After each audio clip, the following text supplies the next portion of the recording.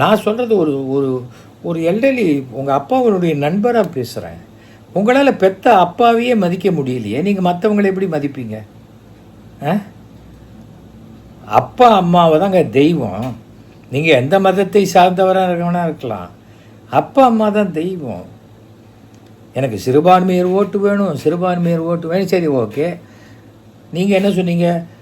இந்த சிபிஐனா எப்படியாவது ஒரு விஷயத்தை தள்ளி போடுறது, ரிசல்ட்டே வரக்கூடாததுக்காக தான் சிபிஐக்கு போகிறாங்க அப்படின்னு மற்றவங்க போகும்போது சொன்னது. நீங்களே சிபிஐக்கு போயிட்டீங்க. ஓகே, இப்போ சிபிஐ உங்களை விசாரணைக்கு கூப்பிட்டா கூட்டத்தோடு போவீங்களா, நீங்கள் மட்டும் தனியாக விட்டு வருவீங்களா? ஒரு வேளை சிபிஐ ஆஃபீஸர் உங்களோட ஒரு ஃபோட்டோ எடுத்துக்கணுங்கிறாரு, எடுத்துப்பீங்களா? அந்த வேலையில் இங்கே பண்ணாதீங்க, அப்புறம் நான் அமித்ஷா கிட்ட சொல்லிவிடுவேன் அப்படின்னு அவங்கள மிரட்டுவீங்களா? போலீஸ் என்றைக்கும் போலீஸ் தான், புரியுதா? கோர்ட் என்றைக்கும் கோர்ட்டு தான், ஜட்ஜ் என்றைக்கும் ஜட்ஜு தான். அதில் எந்த விதமான மாற்றம், சின்ன ஜட்ஜு பெரிய ஜட்ஜு, சின்ன கோர்ட்டு பெரிய கோர்ட்டு, சின்ன போலீஸு பெரிய போலீஸு எதுவும் கிடையாது. ஃபஸ்ட் ஆஃப் ஆல் சட்டத்தை நாம் மதித்தா சட்டம் நமக்கு பாதுகாப்பு கொடுக்கும். நீங்கள் என்ன கணக்கு போட்டீங்க? உங்களே ஏதோ அப்படியே ஆந்திராவில் ஒரு ஃபிலிம் ஆக்டரை அரெஸ்ட் பண்ண மாதிரி உங்களை அரெஸ்ட் பண்ணிவிடுவாங்க, அதை வச்சு பெரிய மைலேஜ் கெயின் பண்ணலான்னு நினச்சிங்க. உங்களை அப்படியே லெஃப்ட் ஹேண்டில் அப்படி தான் தள்ளி விட்டு போயிட்டார் ஸ்டாலின். அதெல்லாம் அவரெல்லாம் ஒன்றும் அரெஸ்ட் பண்ண வேணாம். சரி ஓகே, இப்போ புதிய வாக்காளர் பட்டியல் சீரமைப்புக்காக உங்களுக்கு இன்விடேஷன் கொடுத்தாங்க, போனீங்களா? நீங்கள் ஒரு கட்சி தலைவர் தானே, போயிருக்க வேண்டாமா? கட்சி தலைவர் போகிற அளவுக்கு அது ஒன்றும் பெரிய இடம் இல்லை. சரி, உங்கள் ரெப்ரசன்டேஷனாக யார் அனுப்பிச்சிங்க? ஆதவர்ஜன் அனுப்பிச்சிங்களா? இல்லையா? புஷி ஆனந்த், மிகச்சிறந்த உலகத்திலேயே மிக அதிகமான வாக்காளர்கள் கொண்ட தொகுதியில் ஜெயிச்சவர், அவர் அனுப்பிச்சிங்களா? யார் அனுப்பிச்சிங்க சொல்லுங்கள். உங்களுக்கு அரசியல் நாலேஜ் பூஜ்ஜியமாக இருக்குது. நான் இதெல்லாம் நடந்த சம்பவத்தெல்லாம் பார்க்கும்பொழுது, உங்கள் செயல்பாடுகள்லாம் பார்க்கும்போது உங்களுக்கு உதயநிதி ஸ்டாலின் மேலே ஏதோ ஒரு பயங்கரமான ஒரு காழ்ப்புணர்ச்சி, ஒரு கோபம் இருக்கு. அந்த கோபம் நியாயமாக பார்த்தா உங்களுக்கு அதிமுக மேலே கொடநாடு எஸ்டேட் வாசலில் 2 மணி நேரம் உங்களை காக்க வச்சு திருப்பி அமிச்சாங்க இல்லையா, அந்த கட்சி மேலே இருந்திருக்கும் இல்லையா? அது ஞாபகம் வச்சுக்கோங்க.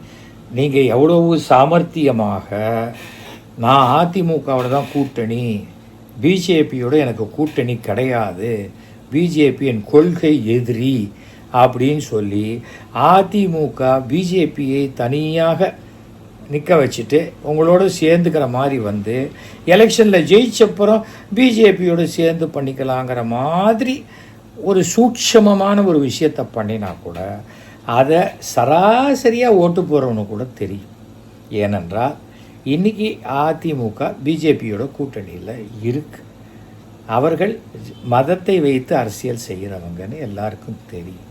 உங்களுக்கு சிறுபான்மையர் ஓட்டு வேணும்னு நீங்கள் பெருசாக நம்புறீங்க. சிறுபான்மையருக்கு எதிரானவர்கள் தான் பாஜகன்னு அந்த சிறுபான்மையர்கள் பெரும்பாலும் நம்புகிறாங்க. இப்போ என்ன பண்ணுவீங்க சொல்லுங்கள்? தவிர வந்து நீங்களும் எடப்பாடியும் ஒரே வேனில் தான் ஏறணும். உங்கள் வேனில் அவர் ஏறினாலும் சரி, அவர் வேனில் நீங்கள் ஏறினாலும் சரி. எடப்பாடி எனக்கு ஒன்றும் சமம் இல்லை, அவர் ஒரு படம் கூட நடிக்கலை, அவரை நானும் கையை தூக்கிட்டு அப்படி நிற்க முடியுமா அப்படின்னு நீங்கள் சொன்னால் அது எப்படி கூட்டணியாக இருக்கும்? உங்களுக்கு அதிமுக தொண்டர்களை பற்றி தெரியுமா? தலைமையை மதிக்காதவங்க, தலைமையை பற்றி தப்பாக பேசுகிறோம் யாராக இருந்தாலும் தன் தலைமையே சொன்னாலும் ஓட்டு போட மாட்டார். அண்ணாமலையே நிற்கட்டும், ஒரு அதிமுக ஓட்டு கூட அண்ணாமலைக்கு விழாது. ஏன்னா அந்த அளவுக்கு அண்ணாமலை அதிமுகவை கேவலமாக பேசியிருக்கார். நல்லா தெரிஞ்சுக்க. உங்களுக்கு ஏதோ அண்ணாமலை பெரிய ஒரு காப்பாளராக வருவார்லாம் நீங்கள் நினச்சிடாதீங்க. அவர் யார்கிட்டையாவது நெருங்குறாருன்னா அவங்கள ஒழிக்கிறதுக்குன்னு அர்த்தம். அதுதான் அண்ணாமலையுடைய ஸ்ட்ராட்டஜி, புரியுதா? அதனால் கரூரில் என்ன உங்களுக்கு பிரச்சனை? நீங்கள் நேராக கரூர் போயிருக்க வேண்டியதானே. ஏன் கரூரில் கல்யாண மண்டபமே கிடைக்கலைங்கிறாங்க. எந்த கல்யாண மண்டபம் கிடைக்கல? பேரை போட்டிங்களா? இந்த கல்யாண மண்டபத்துக்கு போனோம், இந்த மேனேஜர் கொடுக்க மாட்டேன்னு சொல்லிட்டாரு, போட்டிங்களா? எல்லாமே உங்கள் விஷயங்கள் இருக்கு இல்லையா, ஊகமும் தகவலும் அப்படி தான் வருது. அதுக்கு என்னென்னா உங்களை சார்ந்து சில பத்திரிகையாளர்களோ ஊடக ஆட்களோ இருக்கலாம், ஏன்னா ஒவ்வொருத்தருக்கும் அண்ணாமலை எப்படி தானே கிட்டத்தட்ட மாதம் 1 கோடி ரூபா வரைக்கும் செலவழித்து தான் அவர் தன்னுடைய பெயரை பிஜேபியை விட ஜாஸ்தியாக நிலைநிறுத்தி கொண்டார்னு அரசியல் வட்டாரங்கள்லேயே நிறைய பேர் பேசிக்கு நான் கேள்விப்பட்டிருக்கேன். அதனால் வெறுமனை அந்த ஊடகத்தை வச்சுக்கிட்டு வெறுமனை அந்த சோஷியல் மீடியாவை வச்சுக்கிட்டு ஒரு எலெக்ஷன்லலாம் ஜெயிக்க முடியாது. குடியாரன், குப்பை பொறுக்கிறவன், அதே போல் பிளாட்ஃபாரத்தில் வசிக்கிறவர்கள் எல்லாருக்கும் ஓட்டு உண்டு. அவங்களுக்கெல்லாம் நீங்கள் என்ன பண்ண போகிறீங்க? இதுவரைக்கும் உங்கள் கட்சியில் ஒரு கொள்கை, இதுதான் என் கட்சியோட கொள்கை, பிறப்போக்கும் அப்படின்னா அது ஒரு கொள்கையா? அது திருக்குறளில் பாதி சொல்கிறீங்க. அதில் என்ன சொல்கிற? எல்லா உயிருக்கும்னு சொல்லியிருக்காரு. எல்லா உயிருக்குன்னா ஈ, எறும்பு, கொசு, யானை, பன்னி, பசுமாடு எல்லாத்துக்கும் சேர்த்து தான். அப்புறம் என்ன பண்ணிடுவீங்க அதை வச்சுக்கிட்டு, அந்த திருக்குறளை வச்சுக்கிட்டு? உங்களுக்கு இங்கே இருக்கிற பெரியார் சமாதிக்கு போய் கூட மாலை போடணும், மரியாதை செலுத்தணும்னு தெரியலை.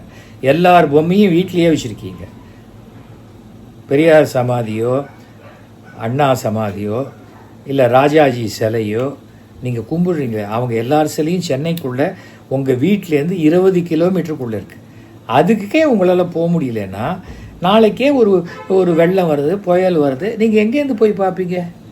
ஒரு பேச்சுக்கு தான். அதெல்லாம் மினிஸ்டர் ஆனப்புறம் யோசிக்க வேண்டிய விஷயம். அதுக்கெல்லாம் உங்களுக்கு வாய்ப்பு கிடையாது இப்போதைக்கு. 2026ங்கிறத நீங்கள் மறந்துட்டு இன்னும் 2 படம் பண்ணிவிட்டு மக்களோடு அதிகமாக பழகிட்டு கொஞ்சம் கொஞ்சமாக பழகி எப்போ வேணால் ஃபோன் பண்ணால் விஜய்கிட்ட பேச முடியும், ஃபோன் பண்ணால் விஜயை போய் பார்க்க முடியும், நமக்கு ஏதாவது வேணால் விஜய் பண்ணி கொடுப்பாரு அப்படின்னு சொல்லலாம்.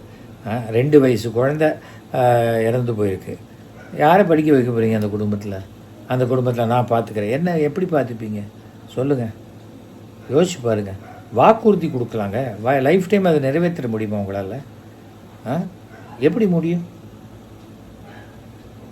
தவிர சும்மா அரசு மேலேயே குற்றம் சாட்டுறது, போலீஸ் மேலே குற்றம் சாட்டுறது. நான் பர்மிஷன் கேட்டேன், ஒரு நாள் முன்னாடி பர்மிஷன் கொடுத்தாங்க அப்படின்னு சொன்னீங்க. சரி, என்னைக்கு கேட்டிங்கன்னா அதுக்கு முந்தின நாள் தான் கேட்டிருக்கீங்க. நீங்கள் பர்மிஷன் கேட்டு 24 மணி நேரத்துலேயே உங்களுக்கு பர்மிஷன் கொடுத்துருக்காங்களே, அப்புறம் ஏன் அந்த பொய் சொல்கிறீங்க? அசிங்கமா இல்லையா உங்களுக்கு? சின்ன குழந்தையா நீங்கள்?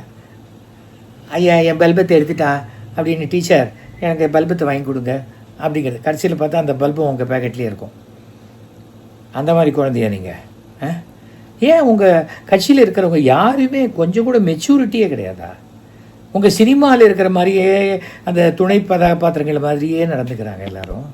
பட்டாசு பாலு, அறுமுகம், அந்த மாதிரி அதே மாதிரி நடந்துக்கிறாங்களே. என்ன சொசைட்டிங்கிறது வேறங்க. பெண்கள் ஓட்டெல்லாம் பொறுக்கிங்க மாதிரி நடந்துக்கிற யாருக்குமே போடவே மாட்டாங்க. நீங்கள் பார்த்துருப்பீங்களே, நிறையா கட்சியில் பார்த்துருப்பீங்க. நிறையா கட்சியில் ரவுடி, சாராயம் காய்ச்சறவன் அந்த மாதிரி நிறுத்துவாங்க. அதில் அது இல்லாத ஒருத்தனுக்கு தான் ஓட்டு போடுவாங்க. ஏன்னா இந்த ஆள் வந்துட்டால் இன்னும் நமக்கு மோசமாயிடும் அப்படின்னு சொல்லி. கட்சிக்கு ஓட்டு போடுறதுன்னு ஒன்று இருக்குது, ஆனால் கட்சியை தாண்டி அந்த வேட்பாளருடைய குணத்தையும் பார்த்து ஓட்டு போடுறவங்க தான் ஜனங்கள். தமிழ்நாட்டு ஜனங்களை பற்றி நீங்கள் ரொம்ப ஓட்டு போடுறவங்களை பற்றியெல்லாம் தவறான எடை போட்டு வச்சுருக்கீங்க. ஏதோ தெலுங்கு படம்லாம் நிறையா பார்த்து டப்பிங் பண்ணுறதுக்காக நீங்கள் வச்சுருக்கீங்க அப்படின்னு நினைக்கிறேன். ஒன்றும் இல்லை, என்னுடைய 1000 உதை வாங்கிய அபூர்வ சிகாமணி நாடகத்தை பாருங்கள், இல்லை என்னுடைய நாடகத்தெல்லாம் கேளுங்க. அதில் நான் என்ன பொலிட்டிக்கல் சட்டையரை பண்ணியிருக்கேங்கிறதெல்லாம் உங்களுக்கு தெரியும். அந்த சட்டையருக்குள்ளே நீங்கள் வந்துடக்கூடாது. உங்களையும் சேர்த்து வச்சு சட்டையரை பண்ணுற மாதிரி வச்சுக்காதீங்க. நீங்கள் இன்னும் ஒரு கவுன்சிலர் கூட உங்ககிட்ட வரல, புரியுதா? அதெல்லாம் தாண்டி எம்எல்ஏ வரணும். விஜயகாந்தை கம்பேர் பண்ணிக்கிறீங்க, எம்ஜிஆரை கம்பேர் பண்ணிக்கிறீங்க. விஜயகாந்த் 234 தொகுதியில் நின்னார் பெரிய கூட்டத்தோட. கடைசியில் விஜயகாந்த் மட்டும்தான் ஜெயிச்சார். விஜயகாந்தை விட அன்றைக்கி பாப்புலராக இருக்கிற கமலஹாசன் 234 தொகுதியில் நின்னார். அதில் கமலஹாசன் கூட ஜெயிக்க முடியலை. இதுதான் அரசியல், தெரிஞ்சுக்காங்க. அதனால் சில விஷயங்களை நல்லா யோசிச்சு பாருங்கள். நீங்கள் யாரோடையும் டிஸ்கஸ் பண்ணவே வேண்டாம். உங்களை பற்றி வர சோஷியல் மீடியாவில் வரதெல்லாம் படிங்க, கிட்ட வந்து படிங்க, ஆதரித்து பேசுகிறோம் படிங்க. ஆனால் ஆதரித்து பேசுகிறோன்னே படித்து மண்டை குழம்பிடும். இதுதான் நிஜம்னு உங்களுக்கே தோணிடும், புரியுதா? அதை பண்ணாதீங்க. உங்களுக்கு வர வாய்ப்பு இருக்குது அரசியலில். ஒரு 10 வருஷம் கழிச்சு, 10 வருஷம் நீங்கள் மக்களோடு மக்களாக உழைக்கணும். உங்களுக்கு யாரோ தப்பாக சொல்லி கொடுத்துருக்காங்க. சீமா ஓட்டெல்லாம் உங்களுக்கு வந்துடும், ஏடிஎம்கே ஓட்டெல்லாம் உங்களுக்கு வந்துடும், திமுக ஓட்டெல்லாம் உங்களுக்கு வந்துடும். எப்படி வரும்? ஓட்டாக தான் வரும். ஓட்டு வரவே வராது, வாய்ப்பே இல்லை. ஏன்னா அவங்கெல்லாம் மக்கள்கிட்ட போய் பேசி பேசி பேசி பேசி அவங்க யாருன்னு ப்ரூவ் பண்ணிருக்காங்க. நீங்கள் ஒரு நடிகங்கிறத தவிர ஒன்றுமே ப்ரூவ் பண்ணலை. ஒரு சின்ன விஷயம் நடந்தால் கோழைத்தனமாக அந்த இடத்த விட்டு ஓடி போயிடுவார். ஓடி போகிற ஒரு கோழை தாடியை வளர்த்துக்கிட்டு லேசாக சோகமாக இந்த படிச்சிருக்க எனக்கு மனசு சுக்கு தூரம் அந்த மாதிரிலாம் நல்லா நடிக்கக்கூடிய ஒரு நடிகர் எழுதி கொடுத்ததை அப்படி பார்த்து பார்த்து ஓர கண்ணால் பார்த்து நல்லாக படிக்கக்கூடிய ஒரு பிட் அடிக்கக்கூடிய ஒரு நல்ல நடிகர், அதெல்லாம் தெரியும். ஆனால் நீங்கள் ஒரு சிறந்த இல்லை ஒரு தலைவனாக அரசியல்வாதியாக இன்னும் நீங்கள் உங்களை அடையாளப்படுத்திக்கலாம். அந்த அடையாளப்படுத்துகிற முயற்சியில் நாளையிலேருந்து ஈடுபடுங்க. சும்மா திமுகவை திட்டினா உங்களுக்கு ஓட்டு வரும்னு யாராவது சொல்லி கொடுத்தா நம்பாதீங்க. அது அரசியலே இல்லை. பெருந்தலைவர் காமராஜர் தோற்று போனார் தெரியுமா? அந்த எலெக்ஷனில் அவருக்காக ஷோ பேசினார். மெரினா பீச்சில் 1,00,000 பேர் கூட்டம் வந்தது. அதில் 40 பேர்லாம் சாகலை. எதுக்காக அவங்க சொல்கிறேன்னா, இந்த கூட்டம் வந்துருச்சு, கூட்டத்தை நெருக்கிட்டாங்க, அதனால செத்து போட்டாங்க, இது பண்ணிட்டாங்க. அதில் உங்கள் இதில் முட்டாள் மாதிரி ஒருத்தன் பேசுகிறான். செத்து போனவங்க யாருமே இந்த கூட்டத்துக்கு வந்தவங்க இல்லை, மார்ச்சொரியிலேருந்து பாடியெல்லாம் எடுத்துகிட்டு வந்திருக்காங்க. அப்படின்னா மார்ச்சொரியிலேருந்து எடுத்துகிட்டு வந்த பாடிக்கு தான் நீங்கள் 20 லட்ச ரூபா பணம் கொடுத்தீங்களா? அப்போது எல்லா ஹாஸ்பிட்டல் மார்ச்சரியிலேருந்து பாடி வெளில வந்ததுன்னா நீங்கள் அந்த குடும்பத்துக்கு 20 லட்ச ரூபா அனுப்பிச்சிடுவீங்களா? முதல்ல உங்களுடைய தொண்டர்கள் பேரில் சுற்றுறாங்களே தற்குறிகள், அவங்கள பப்ளிக்கில் பேசாமல் இருக்க சொல்லுங்க. புரியுதா? Don't open your mouth and show your ignorance அப்படின்னு சொல்லுவாங்க. வாயை திறந்து உன்னுடைய முட்டாள்தனத்தை வெளிப்படுத்தி விடாதே அப்படின்னு அர்த்தம். அதை உங்கள் தொண்டர்களுக்கு நீங்கள் சொல்லுங்கள். ஏதோ டிவி கிடைக்குதுன்னு அங்கே போய் 4 பேர் அசிங்கப்படுத்துகிறாங்க, அதை வாங்கிட்டு வரீங்க. அந்த அசிங்கம் முழுக்க அவங்க அடிக்கிற சேரு முழுக்க அது உங்கள் மூஞ்சியில் அடிக்கிறாங்கன்னு நீங்கள் புரிஞ்சுக்க. எல்லாத்துக்கும் நான் இவ்வளோ தூரம் ஒரு அக்கறையோடு நான் பேசுகிறேன்னு காரணம் என்னென்னா, அரசியலுக்கு யார் வேணால் வரலாங்க, ஒரு பிரச்சனை கூட கிடையாது. புரியுதா? அரசியலில் யார் வேணால் வரலாம். ஆனால் நாம் வருவதற்கு நம்மளை தகுதிப்படுத்தி கொள்ள வேண்டும். நான் நடிகன்கிறதுனால அரசியலில் வரல.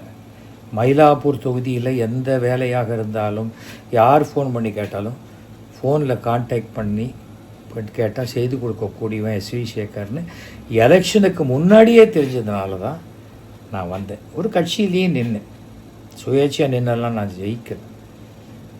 மயிலாப்பூரில் 2,50,000 வாக்காளர்கள். நான் அதில் கிட்டத்தட்ட 1,00,000 பேருக்கு என்னுடைய செல் நம்பர் தெரியும். உங்களை தொடர்பு கொள்றதுக்கு என்ன நம்பர் கொடுத்துருக்கீங்க? எதுவும் கொடுக்கல. எல்லாத்தையும் யோசிச்சு பாருங்கள். ஓகேயா? சும்மா உதயநிதியோடு உங்களை கம்பேர் பண்ணிக்கிறது, இல்லை ஸ்டாலின் அவர்களோடு உங்களை கம்பேர் பண்ணிக்கிறதெல்லாம் என்ன ஊர்க்குருவி உயர உயர பறந்தாலும் பருந்து ஆகாது அப்படின்னு தான். இந்த காக்கா கழுகு கதையெல்லாம் நீங்கள் கேள்விப்பட்டிருப்பீங்க, பதில் கதையெல்லாம் சொல்லியிருப்பீங்க. அதெல்லாம் யாருக்குன்னா இந்த சினிமா ஆடியன்ஸுக்கு, ஆடியோ லான்ச்சுக்கு வேணால் சரியாக இருக்கும், அரசியலுக்கு சரியாக வராது. நான் சொன்னதெல்லாம் யோசிச்சு பாருங்கள். என்றைக்காவது உங்களுக்கு நான் பேசுனது கரெக்டு அப்படின்னா, நீங்கள் முன்னாடி கில்லி டயத்தில் நான் உங்களை பாராட்டுறதுக்கு எனக்கு ஃபோன் பண்ணி சொன்னீங்க இல்லையா, அதே மாதிரி எனக்கு மட்டும் ஃபோன் பண்ணி சொல்லுங்கள், பப்ளிக்காக சொல்ல வேண்டாம். இருந்தாலும் உங்களுக்காக நான் சொல்கிறேன். 9841023545. ஓகேயா? மீண்டும் சந்திப்போம். All the very best. மனசு திடமாக வச்சுக்கோங்க.